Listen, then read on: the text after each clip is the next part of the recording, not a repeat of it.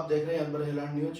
आज हम मौजूद हैं सुई हॉस्पिटल के निदेशक और डॉक्टर सुरेश पांडे जी के साथ। आज हम इनसे जानेंगे मायोपिया जो जागरूकता सप्ताह है उसके बारे में, ये होता क्या है और इसमें किस प्रकार की बीमारियां लोगों को होती है। हम इनसे जानते हैं उसके क्या बचाव है, क्या उपचार है।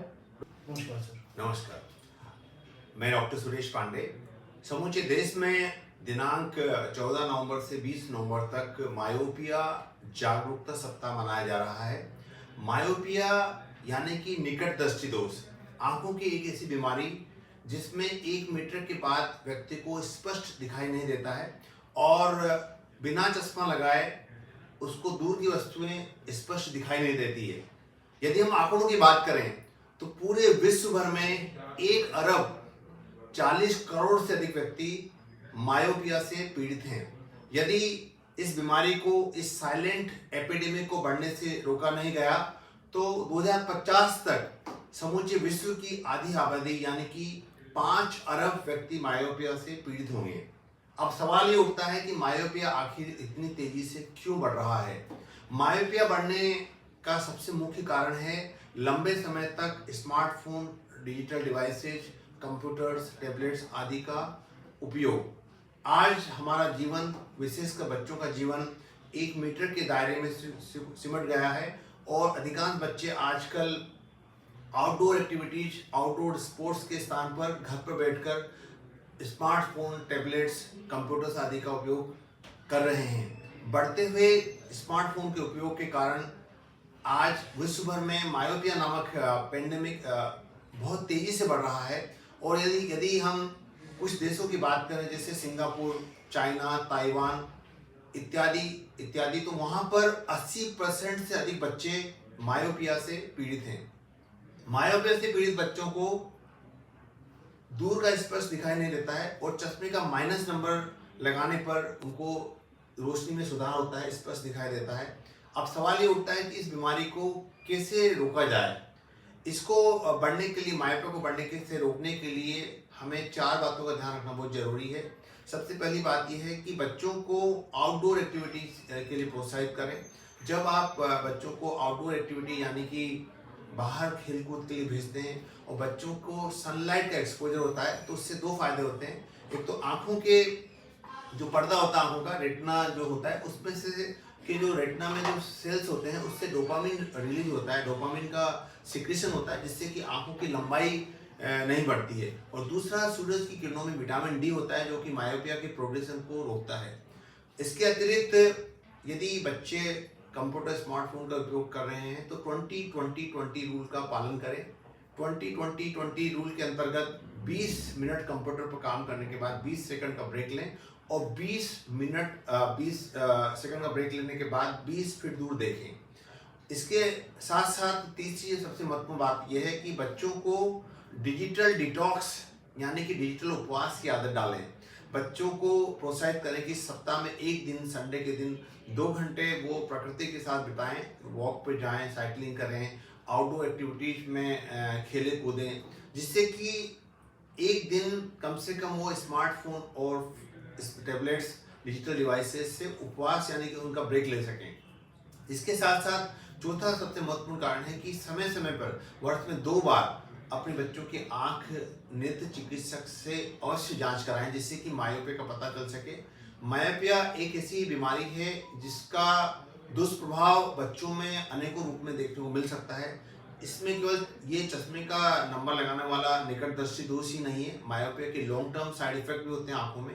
मायोपिया से पीड़ित बच्चों की आंखों में कैटरेक्ट हो सकता है, ओपन एंगल ग्लोकोमा यानी काला पानी हो सकता है। ऐसे बच्चों की आंखों के पर्दे में लेटेस्ट डिजनरेशन यानी पर्दे में कमजोरी और छेद होना आदि समस्याएं हो सकती हैं और इन समस्याओं के चलते बच्चों में ब्लाइंडनेस भी हो सकती है। इसलिए आइए हम सभी नेशनल मायोपिया अवेयरनेस वीक, राष्ट्रीय मायोपिया जागरूकता सप्ताह के अंतर्गत इस बीमारी को पहचानें और भावी पीढ़ी को मायोपिया से बचाने के लिए जागरूकता अभियान चलाएं। यदि क्लास में बच्चा पढ़ रहा है, उसको स्पष्ट दिखाई नहीं दे रहा है, दूर का स्पष्ट दिखाई नहीं दे रहा है, तो उसको मायोपिया हो सकता है। ऐसे बच्चों की जांच तुरंत नेत्र चिकित्सक से करानी चाहिए। और साथ ही साथ कई गाँव में चश्मा पहनना भी एक तरह से टेबू माना जाता है कई बच्चे चश्मा नहीं पहनते, विशेषकर जो फीमेल्स होती हैं, छात्राएं होती हैं, वो चश्मा पहनना नहीं चाहती हैं।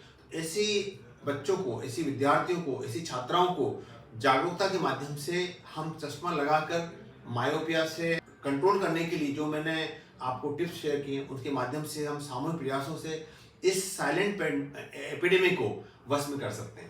तो सर, आपने बताया कि ये बच्चों में होता है, तो हम ये जानना चाहते हैं कि ये बच्चों में ही होता है या किस प्रकार की जनरेशन में ये आगे तक बढ़ता है या हो सकता है? मायोपिया एक ऐसा नेत्र रोग है, एक निकट दृष्टि दोष जिसको बोलते हैं।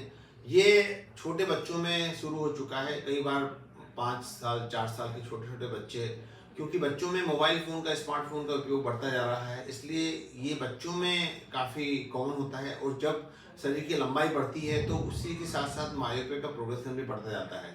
नॉर्मल जब हम हमारी आँख की जो लंबाई होती है वो 23 मिलीमीटर होती है, और जब 1 मिलीमीटर लंबाई बढ़ जाती है तो 3 डायप्टर का, -3 डायप्टर का चश्मा लग जाता है। इसीलिए जो बच्चे आउटडोर एक्टिविटीज में भाग नहीं लेते हैं, जो हमेशा घर में रहते हैं और सनलाइट से इनका एक्सपोजर नहीं होता है, या जो बहुत अधिक टॉफ़ी, चॉकलेट, मीठा खाते हैं, उन लोगों को मायोपिया यानी चश्मे का माइनस नंबर बढ़ने की संभावना अधिक होती है।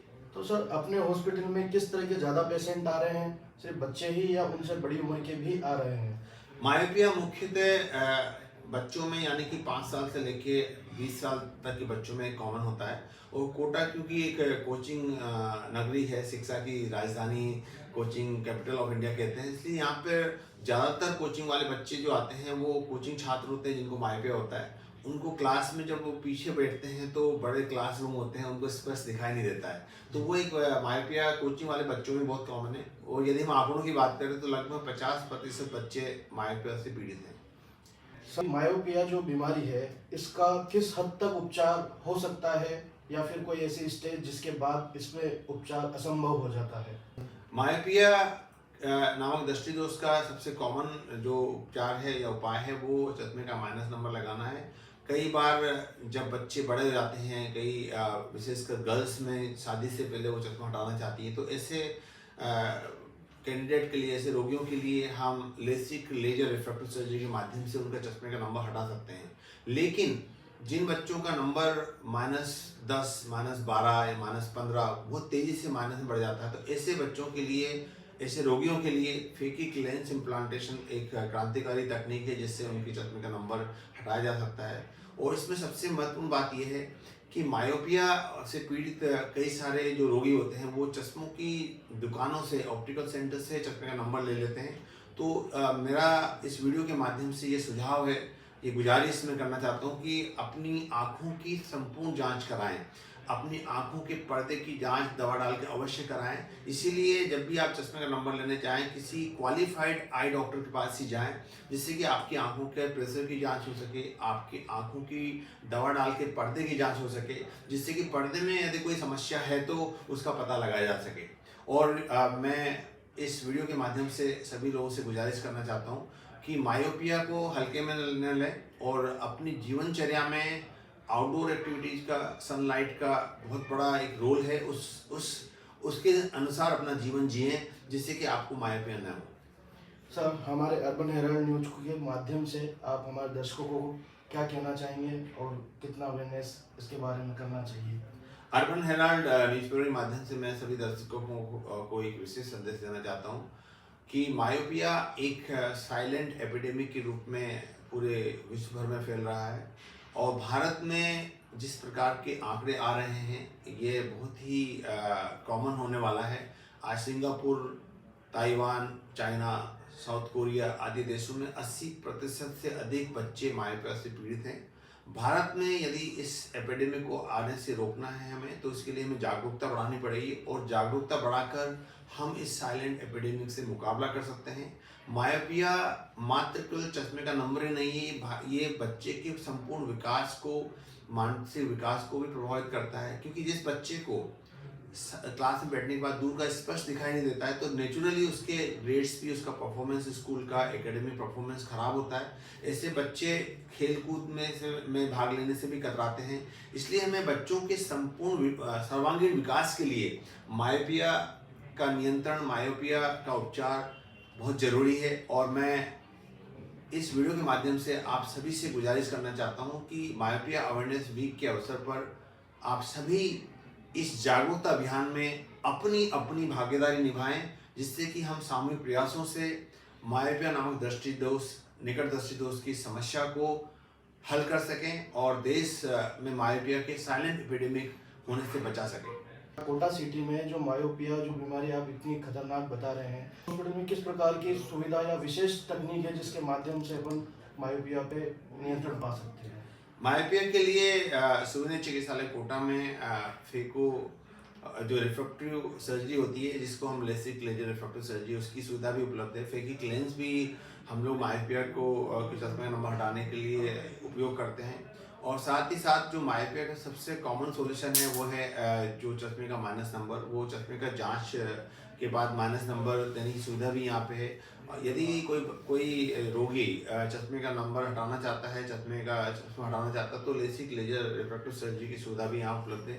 और साथ ही साथ फेकिक लेंस प्रत्यारोपण के माध्यम से चश्मे का ज़्यादा नंबर जैसे कि -7, -10, -15, -20 भी हटाया जा सकता है। और हमने यहाँ पर ऑपरेशन से -30 नंबर तक का चश्मा हटाया है, जो एक कीर्तिमान है। जो कोटा सिटी में नहीं, मतलब लगभग भारत में डिजिटल क्लासेस चलाई जा रही है, तो आप इसके कितने पक्ष में हैं और क्या कहना चाहेंगे आप इसके लिए? इसको आज भारत में अनेकों शहरों में एक काफ़ी टैगलाइन चल रही है कि no homework, no bag, all digital. मैं इस बारे में सभी स्कूलों को संदेश देना चाहता हूं कि बच्चों के विकास के लिए डिजिटल प्लेटफॉर्म का 100% होना एक तरह से खतरे की घंटी हो सकता है। इसलिए आइए हम बच्चों के लिए एक बैलेंस बना के चलें, जिसमें जो डिजिटल एक आज की आवश्यकता भी बन चुका है, एक आज की बहुत बड़ी आवश्यकता है, लेकिन साथ ही साथ हम बच्चों को सर्वांगीण विकास के लिए प्रेरित करें, जिसमें बच्चे पुस्तकें पढ़कर जो नोटबुक में लिखकर समझ सकें। और मैं गुजारिश करता हूं कि डिजिटल टेक्निक के माध्यम से बच्चों में मायोपिया बढ़ सकता है, यदि हम 100% डिजिटल माध्यम यूज करेंगे तो हमारे साथ मौजूद थे सूर्याई हॉस्पिटल के डॉक्टर और निदेशक सुरेश पांडे जी। और इसी तरीके की जानकारी के लिए अर्बन हेराल्ड को फॉलो करते रहिए। Thank you.